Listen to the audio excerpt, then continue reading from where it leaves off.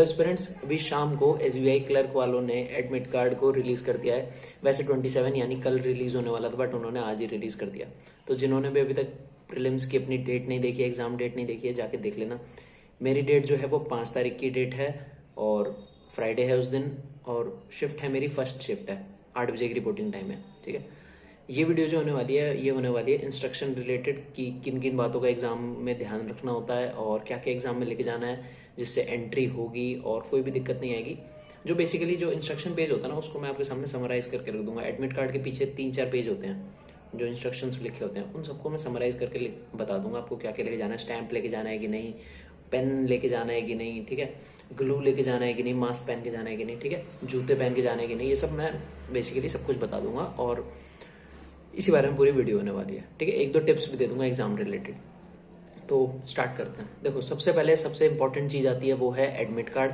Admit card आप coloured भी करवा सकते हो, ब्लैक एंड व्हाइट भी करा सकते हो। मैंने अपना ब्लैक एंड व्हाइट करवाया है और हर बार मैं ब्लैक एंड व्हाइट ही करवाता हूँ।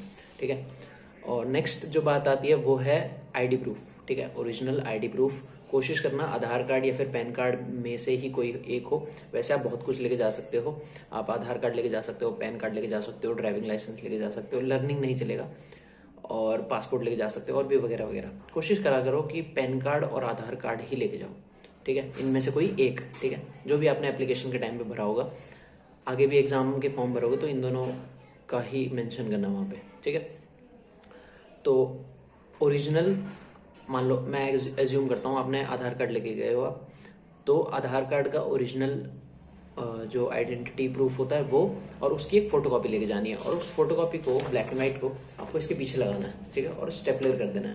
ठीक है, अब एक चीज ध्यान रखना, फोटोज सबसे ज्यादा कंफ्यूजन होती है। सेकंड चीज पे जो आता है, जो सबसे ज्यादा कंफ्यूजिंग होता है बच्चों के लिए, इसमें तो क्या है कि भाई कलर लेके जाए, ब्लैक एंड व्हाइट ले जाए, इसमें कुछ नुकसान नहीं होगा। बट फोटोज का देखो क्या होता है। आईबीपीएस जो भी एग्जाम कंडक्ट करवाता है एसबीआई के अलावा, उसमें सिर्फ 2 फोटो चाहिए होती है या फिर 1 फोटो चाहिए होती है। ठीक है, बट आईबीपीएस जब भी एसबीआई का एग्जाम कंडक्ट करवाता है ना, एसबीआई वाले 3 फोटो मांगते हैं।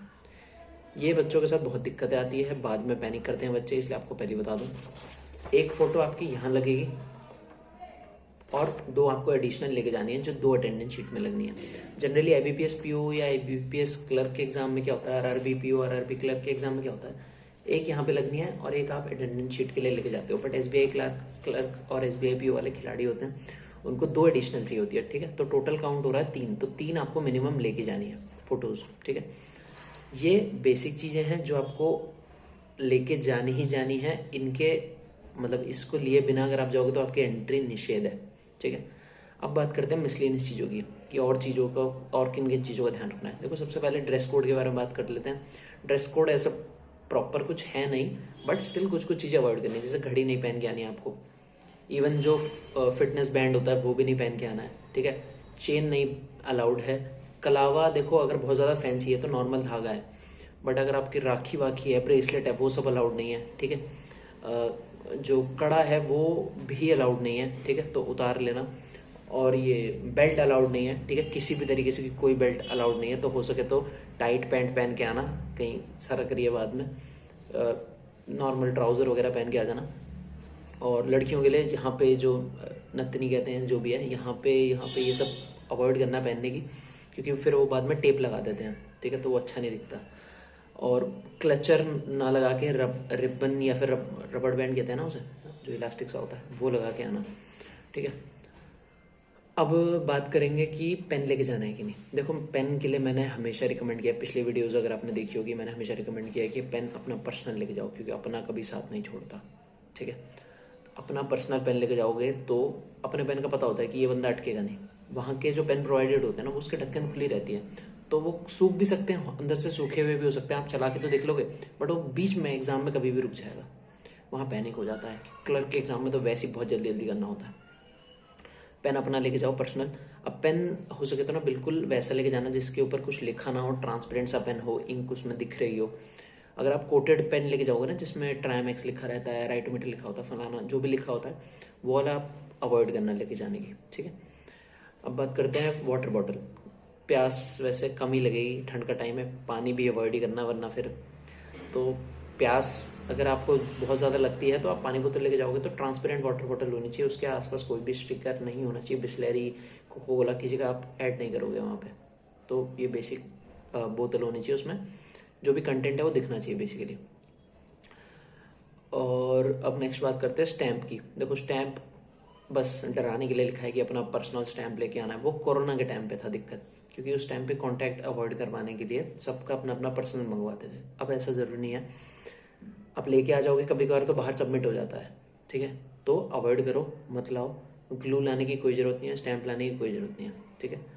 अब नेक्स्ट बात करते हैं शूज की। देखो शूज पहने, स्लीपर्स पहने, सैंडल्स पहने, कोई दिक्कत नहीं है। ठंड का टाइम है, शूज पहन के आओ, बूट्स पहन के आओ, वो जो रोड बनाने वाले जो शूज होते हैं वो पहन के आओ, कोई कुछ नहीं पूछेगा, ठीक है। मैक्सिमम क्या करेगा, आज तक मैंने अपनी आंखों से नहीं देखा है। एसएससी के एग्जाम में मैंने फिर भी देख लिया है, बैंकिंग के एग्जाम में मुझे तो याद नहीं आ रहा है।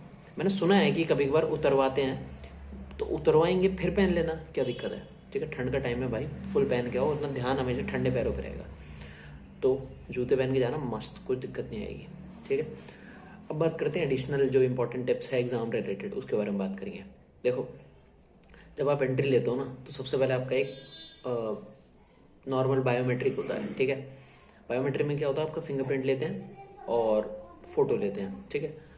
फिंगरप्रिंट के टाइम पे कभी कभार क्या होता है, जिन जिन के हाथों में उंगलियों में पसीना आ रहा होता है तो वो स्कैन नहीं करता है, तो वहाँ थोड़ा बहुत पैनिक क्रिएट हो सकता है। तो कोशिश करना इसको ऐसे पोंछ लेना, इसको ऐसे पोंछ लेना और फिंगरप्रिंट लगाना, आराम से लग जाएगा, ठीक है। और बात करेंगे जब आप सीट अपनी अपनी ले लेते हो, एक बफर टाइम चल रहा होता है कि इतने टाइम के बाद एग्जाम स्टार्ट होगा, तो उस टाइम पे क्या करना है, उस टाइम पे ऐश और गर्दी नहीं करनी।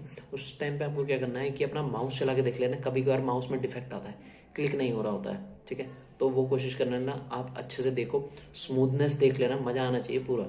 अगर वो अच्छे से अटक रहा है तो एग्जाम के बीच में आपको बहुत अटकेगा। शर्माना नहीं है, एग्जाम फी भरी है, अपने एग्जाम फी भरी है तो वसूल भी करो। माउस चेंज कराना, खुद से कुछ भी चेंज मत करना, ठीक है।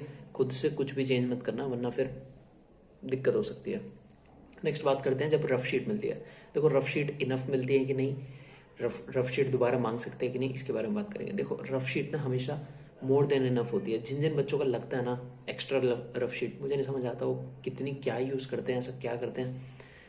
बहुत अच्छी खासी अमाउंट की रफ शीट दी जाती है, कोशिश किया करो उतने में ही हो जाए। जब आप प्रैक्टिस करते हो ना, कोशिश करो कम से कम शीट लेने की ट्राई किया करो, यूज़ करने की ट्राई किया करो। ये आपको एग्जाम में भी हेल्प करेगा, क्योंकि आपको on the spot extra sheet नहीं मिलेगी। समझ लो क्या कहना चाह रहा हूँ। आप एग्जाम देना अभी चालू नहीं हुआ है, आप पहले से बोलो कि मेरे को 2 एक्स्ट्रा शीट दे दो पहले से ही, वो नहीं चलेगा। आपको पहली वाली पहले खत्म करनी पड़ेगी, फिर आप एक्स्ट्रा ले पाओगे। तो वो एक्स्ट्रा लेने में टाइम खर्च होता है, ठीक है। तो कोशिश करो कम कम में कर लिया करो। बाकी बहुत सारी शीट्स मिलती है, लगभग शायद 6 शीट मिलती है, आगे 5 शीट मिलती है, हाँ 5 ही शीट मिलती है। और आगे पीछे कर लो तो 10 शीट कौन भर रहा है, पता नहीं कैसे भर रहे हैं बंदे। तो 10 शीट लगती नहीं, मेरी खुद 4 शीट में हो जाती है। 4 शीट में ऐसे भी नहीं कह रहा, मतलब 2 शीट में हो जाता है, आगे पीछे लें तो टोटल 4 हो रहा है। पता नहीं बंदे कैसे 10 की 10 यूज़ करते रहे। तो इतना अगर आप यूज़ करने वाले बंदे हो तो अवॉइड करो, प्रैक्टिस में अपना ये चीज़ डालो कि आप कर ले रहे हो। अब देखो मान लो आपके पास शीट आ गई, तो कुछ बच्चे क्या सोचते हैं कि जिन्होंने एग्जाम नहीं दिया है, जिन्होंने अब दे दिया होगा उन्हें तो अंदाजा हो गया कि पहले से नहीं लिखना होता है। कुछ बच्चे सोचते हैं कि मैं पहले से जाके ना स्क्वायर उतार दूंगा, क्यूब रूट और मतलब क्यूब्स उतार दूंगा, अल्फ़ाबेट्स लिख दूंगा रिवर्स, और उसमें नहीं। अगर इन्विजिलेटर की नज़र में आ जाओगे, वो जो लीस्ट करेगा ना, जो सबसे लीस्ट दया करके वो जो करेगा, वो करेगा कि आपकी शीट लेके दूसरी कोई शीट प्रोवाइड कर देगा, नई शीट्स दे देगा, नई रफ शीट्स दे देगा। मैक्सिमम क्या कर सकता है वो तो पता है आपको, एग्जाम कैंसिल करवा सकता है। तो अवॉइड करना ये चीज़, 1 मिनट बचाने के चक्कर में साल बर्बाद कर दोगे और कुछ नहीं, ठीक है। बाकी और कोई डाउट हो, वैसे मुझे लग नहीं रहा मैंने कुछ मिस किया है, बट स्टिल अगर कोई डाउट हो तो कमेंट सेक्शन में पूछ सकते हो, ठीक है। I will be there for you. चलो पढ़ते रहो, और कोई भी डाउट हो तो पूछ लेना, ठीक है। चलो बाय।